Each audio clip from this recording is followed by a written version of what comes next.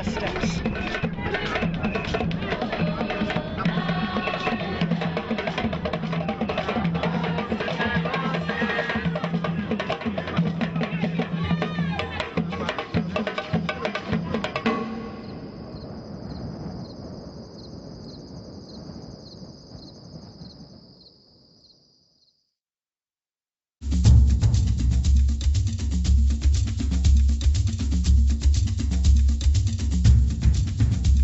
Over the past 4 years, we have sent a little over $125,000 in cash for them to pay salaries, to purchase books, publish books, to get the basic equipment, to rent facilities, to all of that.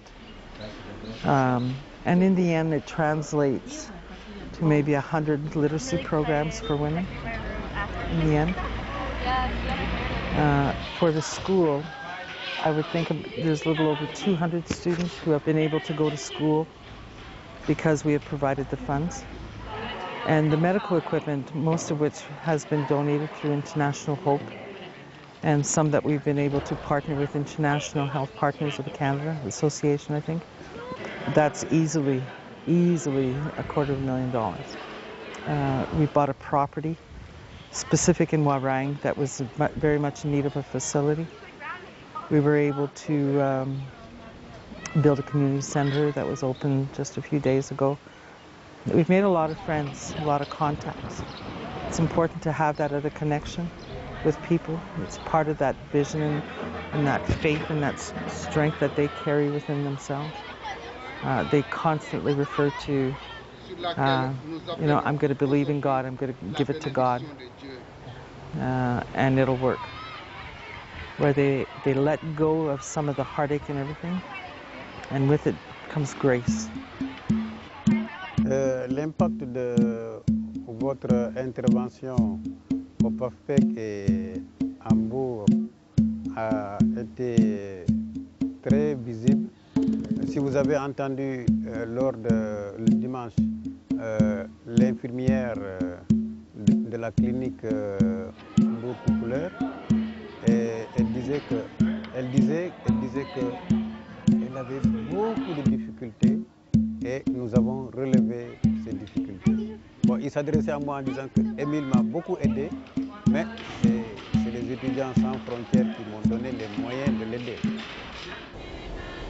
Hambourg, Senegal is a community of 150,000 people. It is situated on the west coast of Africa, and much of its economy is dependent on the fishing industry. It is in this small city an organization called PAFPEC exists.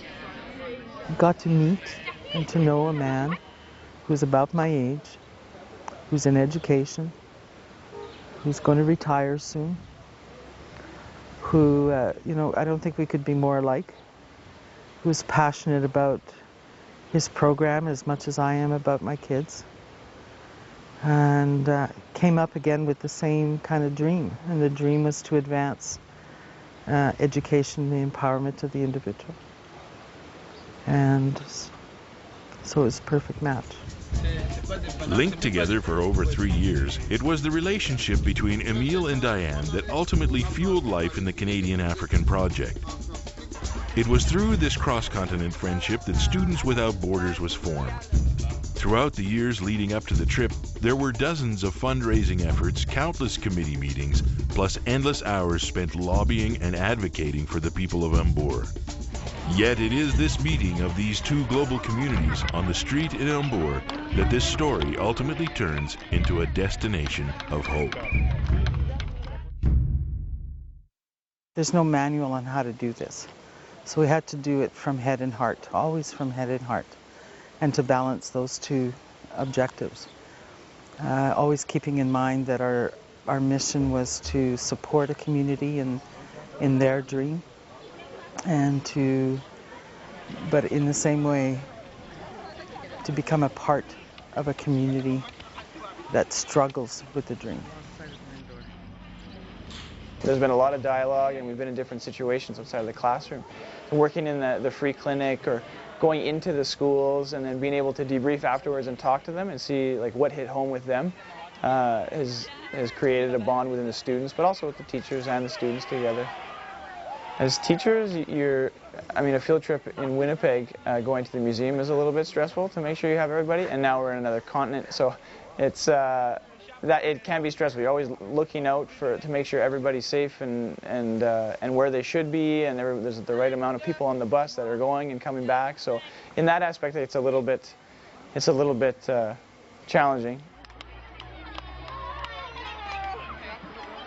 As a group of parents, I don't believe that anything we did at home totally prepared us for what we came to.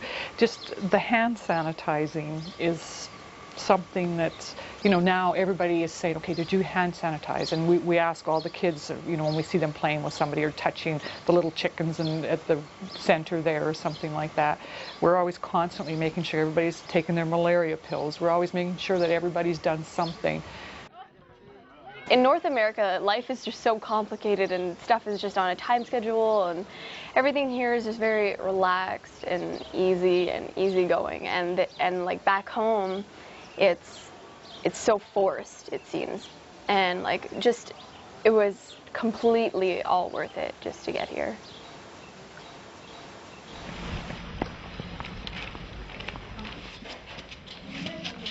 Tens, fives, and threes. These are milliliters.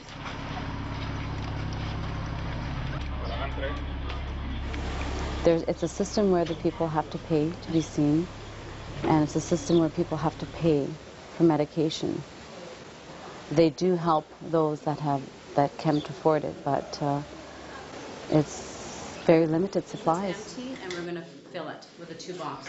We just wipe the shelves down as best we can. I try to categorize all the medication from the children's to adults and put all the blood pressure medication together, the respiratory drugs together, the antibiotics together. One of the women sat down on the table, and it was her 5th month of pregnancy, and it was her 2nd checkup. And the nurse was examining her and everything like that, and Maddie and I were sitting in the room, and we're kind of nervous. We're like, what are we supposed to do? Are we supposed to ask questions, or I just sit here? And so she came over to us, and she was using this little instrument that I've never seen before, and it was something you put to your ear, and you would press down on her stomach and listen to hear the child's heartbeat. And it was so dim and so faint, but the second you would lean down and hear it, it was just wonderful. It reminded me of my sister, and I don't know, just the joy of all of that.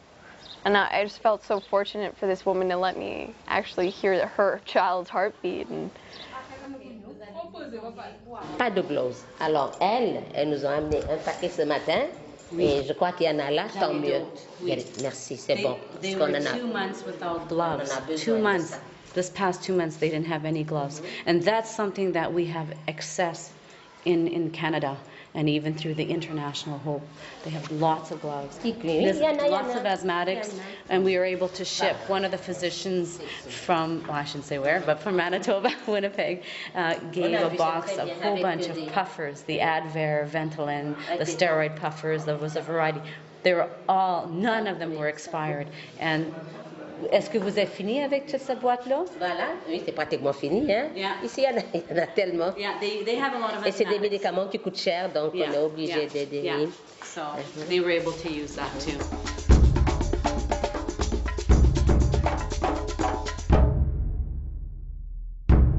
In the free clinic that we went to like that, I found really emotional, and I don't think I was prepared for stuff like that, to see like how many people, like obviously I knew people were in need there, but to actually see how severe the need was for, medical supplies and stuff.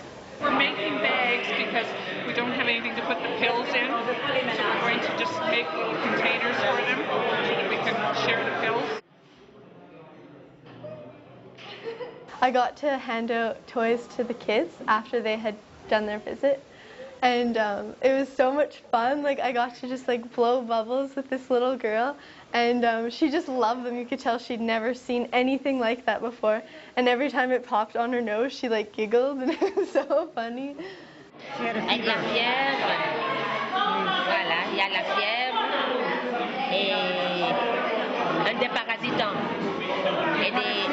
les parasites aussi. Voilà, alors je lui ai donné du chlambantrin et pour la fièvre aussi. Awa Nadang is a 32-year-old mother of 4. Awa also lost a child at birth. She lives here in a 2-room house. Every day, they retrieve about 6 buckets of water. Awa and her husband survive with just enough to feed their family. Medicine, like children's Advil to fix her baby's fever, is a luxury that is simply out of the realm of possibility. But thanks to the students of Collège Jean Sauvé, it became a reality. Parce que j'ai entendu à la radio que les hémorroïdes ont fait des maux de tête et puis à la seule puissance un peu mal. Ça fait des années que je le sens. Pour mes enfants, de les amener à l'école, de travailler pour eux, de faire leur lessive, de leur préparer de la nourriture pour qu'ils mangent.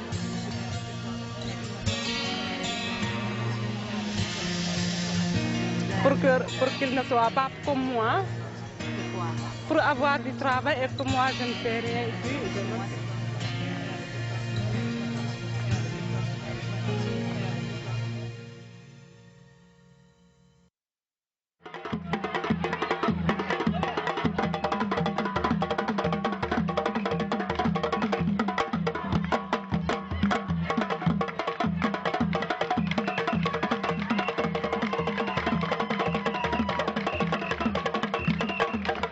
Finalement, le travail est fini et je te donne.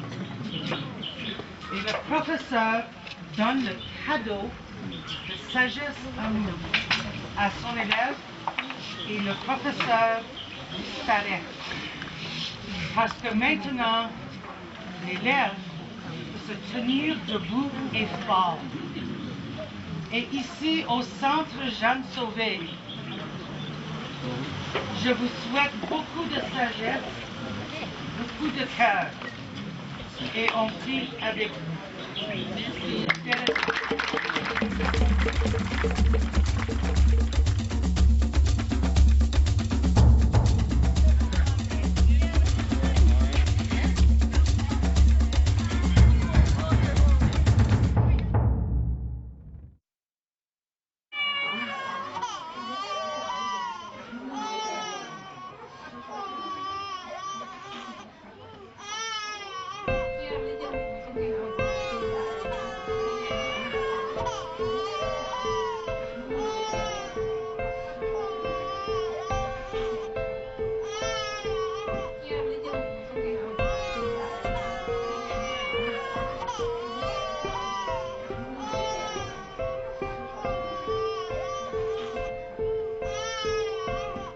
Talking to one of the nurses there. There's 3 nurses for the whole orphanage, and sorry. There's in the baby section there was over 80 babies, about 84 babies at the present time. They have this baby section. That was the hardest. There's about 6 ladies looking after all these babies. So that's from bathing them, to feeding them, to nurturing them, day and night. You know, there's a total of 48 staff, but at once there was about 6 there that I could see. And some of these babies, and then the scary part, being a nurse, it's like, oh my goodness, what do you do if someone has a respiratory infection or a gastritis? And sure enough, if a little one has a gastritis, it can actually, and they've had deaths occur because a lot of other babies get sick and they're not able to provide the medical assistance that they require. So that was tough. That was difficult to see.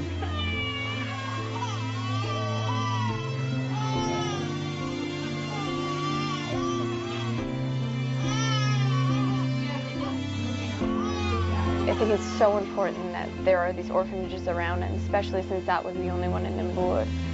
And playing with one of the little girls when I was blowing bubbles with her, and she would try to mimic me as I was blowing the bubbles and try to blow back, and just wasn't strong enough to put her breath through, but she loved it. just absolutely, I could have spent like the entire day with her, and she just caught my eye, and it was so difficult to leave. Going to that orphanage and seeing these children and have the opportunity to adopt them, like just to hold them in my arms, I was like, wow. And also the fact of 3 out of 5 babies in Africa die, and that hit me even harder, and I wanted to help them more. And I wanted to hold every baby in that room.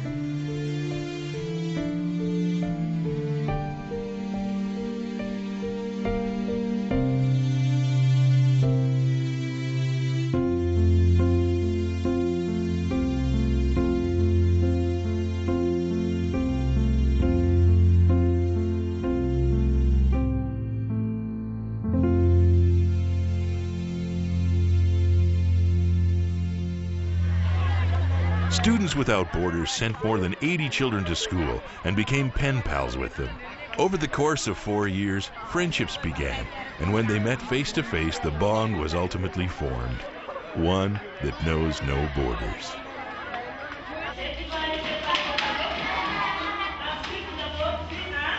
C'est le programme d'alphabétisation fonctionnelle des parents de l'enseignement catholique.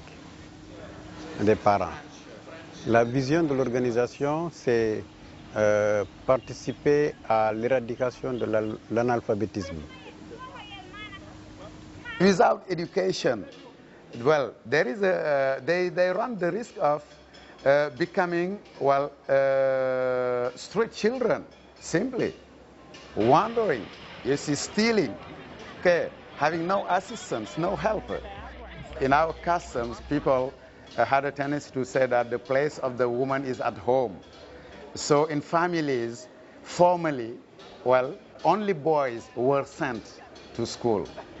But now things have changed. Education is everything. That's why I try to do my best with my students here in terms of sensitizing people, students, they're young people, in terms of behaving, how to behave with one another in the society, morality and everything. We teach them everything here. Bien sûr que c'est très important parce que ça nous aide beaucoup. La vie est difficile maintenant et les parents ne peuvent pas tout faire pour nous. Nous nous débrouillons pour leur aider plus tard parce qu'ils nous soutiennent très bien. Nous amènent à l'école pour leur aider plus tard. One thing that hits me is how much we take for granted, not necessarily in a negative way, because it's the reality that, it's how lucky we are growing up, is that children have that cultural capital. Often they have the books at home. They come from, by and large, they come from fairly educated backgrounds where the importance of education is already celebrated. And so to see some of the things that they're doing within these literacy programs with women, it seems like stuff that totally taken for granted, but it just highlights the need for it and how important it is.